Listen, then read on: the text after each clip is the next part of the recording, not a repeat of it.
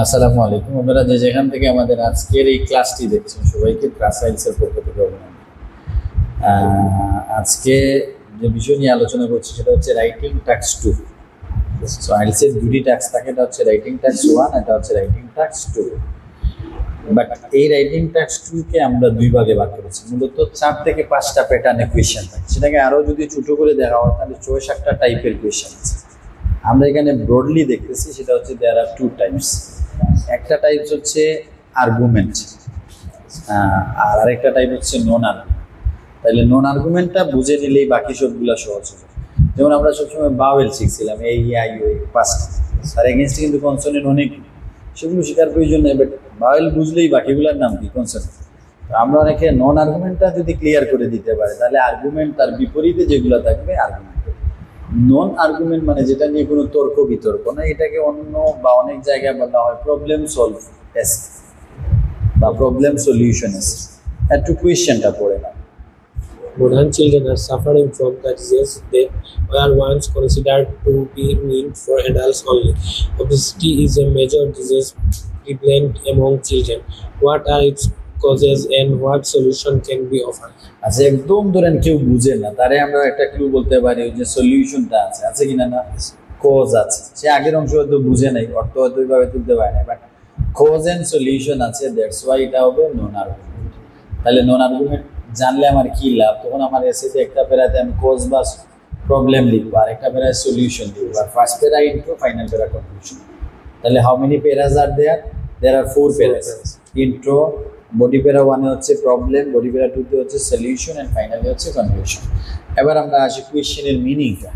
কোয়েশ্চেনের meaning বুঝলে হবে কি, তখন আপনি একদম স্পেসিফিক প্রবলেমের আলোকে মানে আনসার করার চেষ্টা করবেন। বলছে modern children are suffering from the disease that were once considered to be meant for adults only.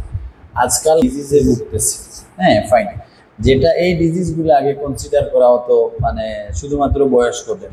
যেমন অনেক বাচ্চাদের কি আছে, চোখে গ্লাস আছে, পাওয়ার নেই, যেটা আগে আমরা বয়স্কদের দেখতাম যে তারা চোখে দেখতে পাচ্ছে না, তারাই কি করতো, গ্লাস ইউজ করতো। এখন আমরা অনেক বাচ্চাদের দেখছি একটু ওবেজ, মোটো, ডিজিজে ভুগতেছে, হ্যাঁ ফাইন, যেটা এই ডিজিজগুলো আগে কনসিডার করা হতো মানে শুধুমাত্র বয়স্কদের। যেমন অনেক বাচ্চাদের কি আছে, চোখে গ্লাস আছে, পাওয়ার নেই, যেটা আগে আমরা বয়স্কদের দেখতাম যে তারা চোখে দেখতে পাচ্ছে না, তারাই কি করতো, গ্লাস ইউজ করতো। এখন আমরা অনেক বাচ্চাদের দেখছি একটু ওবেজ, মোটো, হ্যাঁ বুলগার। তো যেটা আগে ছিল বার্ধক্যের সময় মানুষ একটু মোটা হয়ে যেত। তো অনেক অ্যাডাল্টের অনেক ডিজিজগুলো এখন কার মধ্যে আছে, ডায়াবেটিক্সও ইভেন বাচ্চাদের আছে কিনা, ক্যান্সারও আছে। তো বলছে ওবেসিটি এর মধ্যে এগুলা বলছে যে যেটা আগে বড়দের হওয়ার কথা সেটা বাচ্চাদের আছে, ওরা ভুগতেছে, এটা তার ফ্যাক্ট। মূল বিষয় বলছে obesity is a major disease prevalent among children. তার মধ্যে এটা ডিজিজের নাম হচ্ছে মোটা হয়ে যাওয়া, স্থূল হয়ে যাওয়া। এটা হচ্ছে এটা মেজর ডিজিজ যেটা বাচ্চাদের মধ্যে বিরাজমান, মানে এক্সিস্টিং আছে, প্রিভালেন্ট আছে। বলছে সেটা হোয়াট আর ইটস কজেস, এটার কারণ কি, and what solution can be offer, তার জন্য কি সলিউশন প্রিফার করা যেতে। তো এই ছিল কোয়েশ্চেন হচ্ছে বাচ্চারা বয়স্কদের অনেক রোগবালাই নিয়ে চলছে, আর ওবেসিটি হচ্ছে তাদের মধ্যে বিরাজমান একটা প্রবলেম। এটার কারণ কি, মানে ওবেসিটির কারণ কি আর এটার সলিউশন কি। তার সাথে যে বাচ্চাদের অনেক ডিজিজ হচ্ছে যেটা আগে বয়স্কদের হওয়ার মানে হতো, এই হচ্ছে এর আলোকে। তাহলে এখানে একটা যে দুইটা একটা স্যাম্পল আনসার, এখানে ভালো একটা আনসার। আমরা অনেক সময় নিজের থেকে লেখা যায়, তবে যারা স্টার্টার বা খুব ভালো হচ্ছে না তাদেরকে আমরা পরামর্শ দিই যে বিভিন্ন মডেল আনসার যেগুলো আছে এগুলো নিয়ে স্টাডি করে তারপর নিজে ফ্রি হ্যান্ড লেখা, বা ওইখান থেকে কিছু পয়েন্টস নিয়ে, হ্যাঁ ওইখান থেকে আইডিয়াস নিয়ে দেন লিখলে আরো ভালো হয়। সো ইন্ট্রোটা একটু পড়ে নাও। Nowadays, the increasing rating of overweight children and adults is a worldwide health issue. Obesity is a major problem which is increasing by day by in school-age children. There are various reasons behind it. This is a we'll discuss the causes of obesity and offer some solution. So এটা হচ্ছে তার introduction. যদিও এইভাবে introduction আমরা যেভাবে লিখতাম বা কি লিখতাম যে সূচনা, এগুলো লিখতে হয় না, বাট ফার্স্ট প্যারার কাজ হচ্ছে ইন্ট্রোতে আসলে কি লেখা হয়, যে প্রবলেম বা সলিউশন আছে সেইটা তুলে ধরা, সেটাকে হাইলাইটস করা, যেটাকে বলা হয় প্যারাফ্রেজ করা। তারপরে এটা কি কি কারণ থাকতে পারে সেটা দুই একটা পয়েন্টও মেনশন করা যাবে, আর তার জন্য কি সলিউশন বা সাজেশন আছে। যদি না থাকে তাহলে বলবো যে আমি নিচে সাজেশন বা সলিউশন নিয়ে কথা বলবো, এটা বললেও আপনার এসের ইন্ট্রোডাকশন হয়ে যাবে।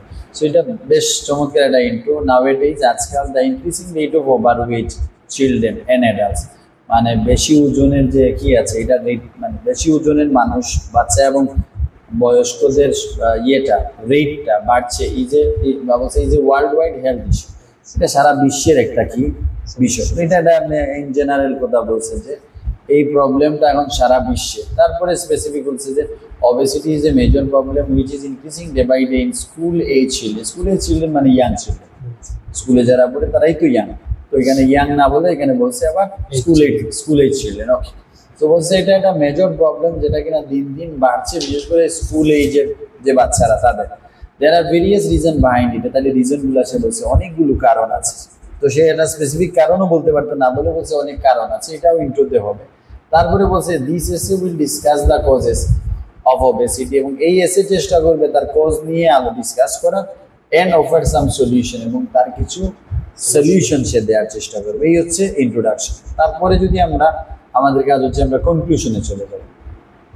এই দুইটা টাইপ মোটামুটি সব এসেতে সেম থাকে, কিভাবে শুরু করতে হয় কিভাবে শেষ করতে হয়। মাঝখানে হচ্ছে অ্যাকর্ডিং টু কোয়েশ্চেন আমরা লিখবো, আবার আর্গুমেন্ট হলে এক ধরনের লিখবো, নন আর্গুমেন্টেটিভ হলে আরেক ধরনের লিখবো। টু সাম আপ পড়ে টু সাম আপ ফাইনাল করা কনক্লুশন।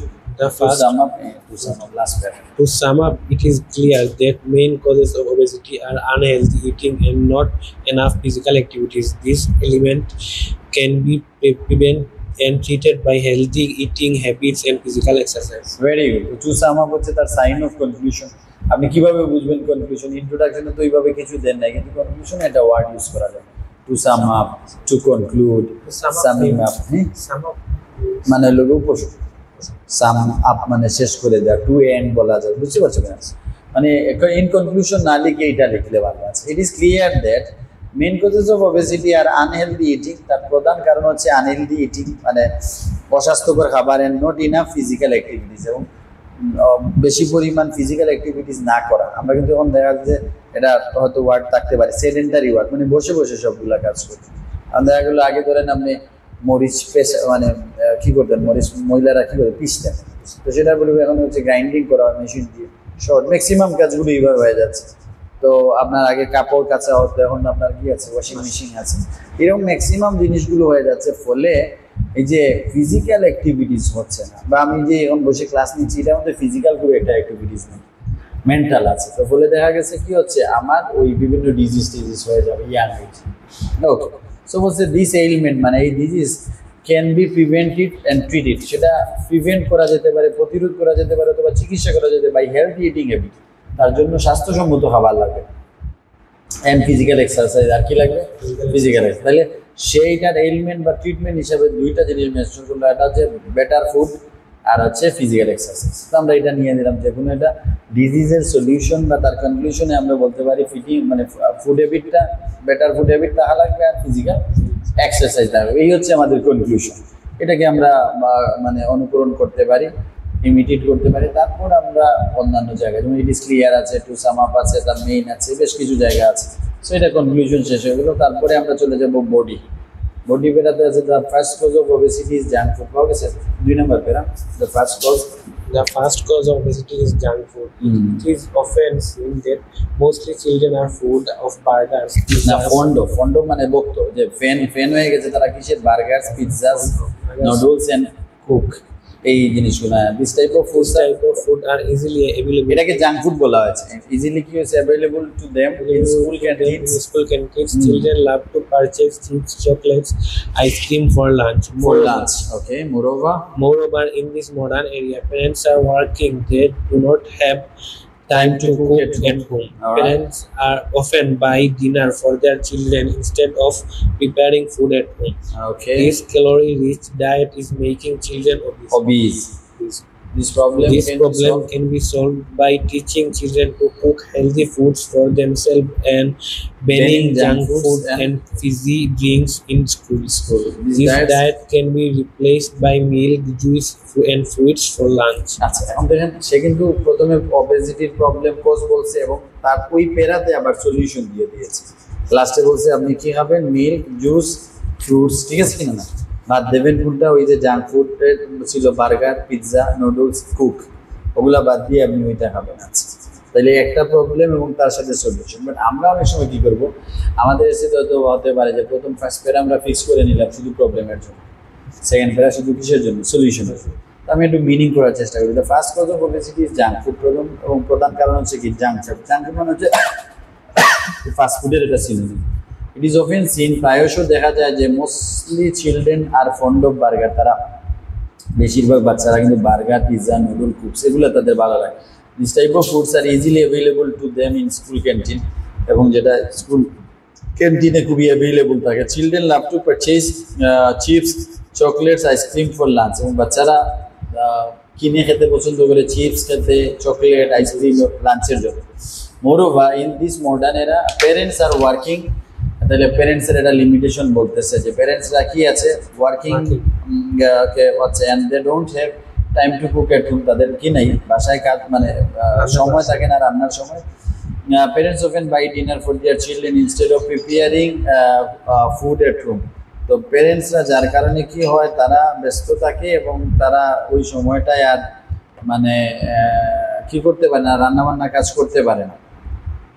আচ্ছা, দিস ক্যালোরি রিচ ডায়েট, এগুলা রেস্টুরেন্টের বা ওই খাবারগুলোর মধ্যে হাই ক্যালোরি থাকে, রিচ থাকে। রিচ মানে বেশি, এখানে ধনী বোঝাচ্ছে। তো ক্যালোরি রিচ ডায়েট মানে ক্যালোরি লো ডায়েট হইলো যেগুলোর মধ্যে কম ক্যালোরি, ঠিক আছে, যে খাবারগুলো মানে ওবেসিটি বা মোটা হওয়াটা খুব অ্যাপ্রিসিয়েট করে না। কিছু খাবার আছে, আর কিছু খাবার খাওয়ার সাথে সাথে মোটা তাজা হয়ে যাচ্ছে।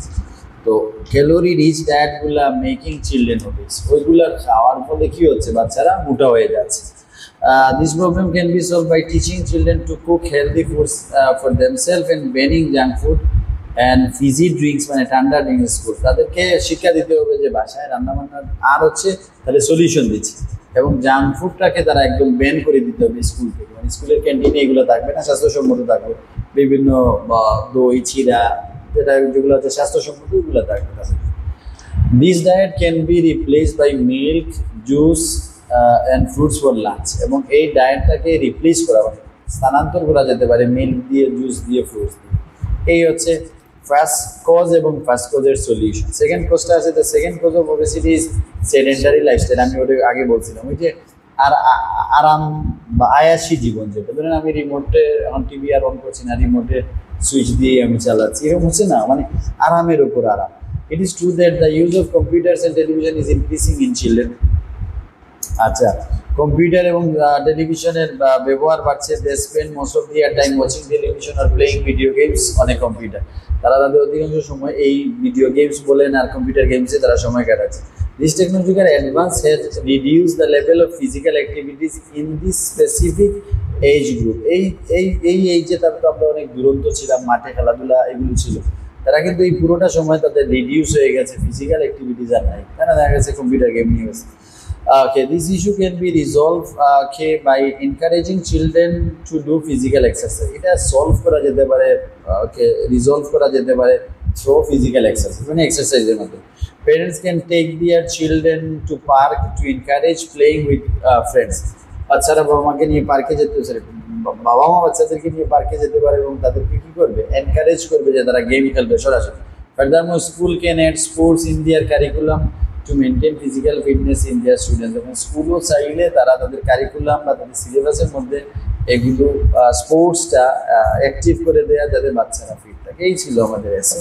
তাহলে আমরা আজকের এসেটা হচ্ছে অবিস বা ওবেসিটি নিয়ে, এবং তার ইন্ট্রো লিখলাম, তারপরে প্রথম করে আমরা কি লিখলাম, প্রবলেম।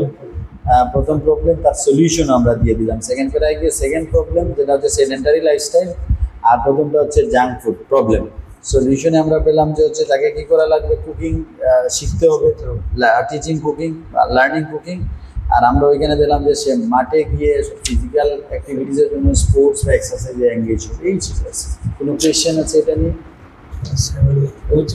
আমার ইচ্ছা মতো তোমার মতো করে, বাট তার কিছু নিয়ম আছে। যেমন প্রবলেমে আপনি কি লিখলেন, প্রবলেম লিখলেন, প্রবলেম লেখার কিছু স্টাইল আছে। আমরা আমাদের কোর্স মেটেরিয়াল যে এসে আছে সেখানে আমরা এগুলো ডিটেলস আলোচনা করব। So thank you so much and take care.